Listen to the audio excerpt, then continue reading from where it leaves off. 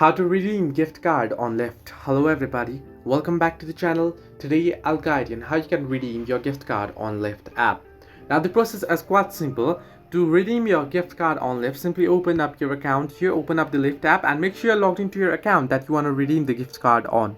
Once you're logged in, what you want to do is you want to tap on the three horizontal line icon at the top left corner of the screen, and there you'll find various options.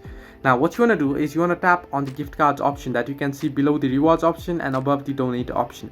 Once you tap on gift cards option, you can see this option will open up. Simply type in your gift card number on the redeem your gift card option. You can see gift card number. Simply tap on it and enter it, and once you enter it, you want to tap on redeem option and you'll be able to redeem it. If you want to buy a gift card, you can simply tap on buy gift cards and you can select gift cards here and you can buy it from here as well.